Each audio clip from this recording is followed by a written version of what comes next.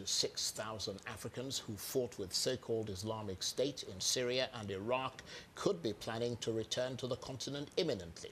That's the warning from the African Union, and it came as top security chiefs met in Algeria with the AU Commissioner for Peace and Security. The issue has come to the fore now that IS is on the back foot and has been squeezed out of its strongholds by Iraqi and Syrian forces and their allies. So where is this rather worrying information about the imminent return to the continent of African IS fighters coming from? And how prepared is Africa to cope with such a large influx? Well, to attempt to answer those questions, I'm joined now in the studio by the African security analyst, David Otto. Good to see you, David. Thank you. And this, as I understand it, is based on a UN report that says that out of 30,000 fighters who used to work for IS, at least 6,000 of them are Africans. And if those employing them in the Middle East are no longer there, then it figures that those 6,000 Africans have to go somewhere. First of all, that's an assumption that, most of those Africans, are still alive. But secondly, what one has realized is, most of the fighters who went to Syria and Iraq, took a one-way ticket to the so-called Islamic State. And now that they've lost that territory, you would have what you call kind of a displacement. So they would want to go somewhere else, in order for them to either regenerate the idea or join other terrorist organizations. But from the scenario that we have, if all these African fighters decide to then go back to Africa, i.e. North Africa, most of them come from Tunisia, yes, Algeria. Absolutely. In fact, 4,000, I believe, to come from Tunisia. Yes, so if they then decide to go back home, there will be two options. Either they would go back home and then wait for the so-called Islamic State to be recaptured against somewhere else, and then they then rejoin. Or, they could go back home and carry out jihad, and continue to fight, for perhaps, help the Islamic State to regain another territory in Africa. But with the instability that we have, for example, in Libya, the recent attacks that we've seen in Egypt, what we are saying is that most of these fighters are actually going back to join groups like Boko Haram in Central Africa and West Africa, Somalia, with Al-Shabaab, yes, absolutely. The Al-Qaeda so the Islamic unstable Maghreb. states, basically, they're going back to. But let me ask you this, though. Because the question must be, did they join IS for the ideology or for the financial incentive? In other words, are they likely to be real radicalized jihadists or mercenaries? You would have, a kind of a triple of those. You would have, jihadists for hire, people who only were there because they were paid to do that.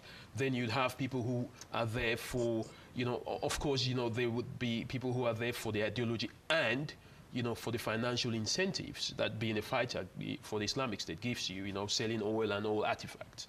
Then you'd have people who are ideologically, driven, making sure that, they are there just for the ideology. So what you have now in our hands is three sets, of different types of fighters. They would be looking at where do we continue with the fight? The ones who don't have the money would be going towards organized crime groups. And as we've seen, with the instability that we have in Libya, that is one of the biggest concerns, because as far as Libya, which is kind of the bridge between, the Middle East, Africa and Europe, is unstable, we would have these groups, penetrating. Of course. Through so Libya to as far Africa. as you're concerned, they pose at least some level of threat returning to Africa. Africa is going to be the goose that lays golden eggs for ISIS. What is going to happen is, because of the porosity of the African borders, especially going through Libya, and also the lack of critical infrastructure that could enable African countries. There's no collaboration, there's no coordination. We know we have the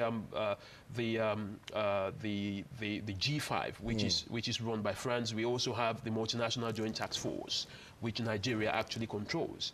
All these fighting organizations, against ISIS and the rest, are actually not coordinating.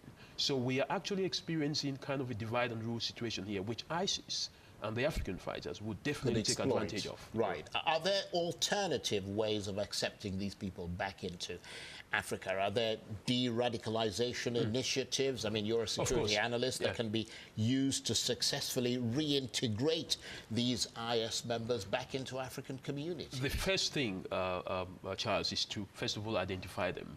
You've got to identify who is a fighter. You've got to now separate them, in different groups, before you can then, introduce what we call the DDRR program, which is the disengagement, de-radicalization, rehabilitation, and reintegration programs. Each and every country where these fighters come from has to have that kind of program. We have what you call the European Exchange Program, which exists for returning fighters. So I think Africa needs to generate some kind of, an African exchange program where, some of these, returning foreign fighters in Africa could go through these programs. Right. But we have to identify them first. Absolutely. Without that, we're fighting a loose battle. So is it your sense that Africa can cope with this influx on its own, or will it have to call on support from the UN, the EU, all that sort of Africa has the capability to be able to cope on its own. Whether it has the will to be able to cope on its own is another thing. We have the resources, we have the manpower. But what Africa doesn't have is the will to be able to establish. Because the only way that you can defeat terrorism in Africa is to have a well-African coordinated system.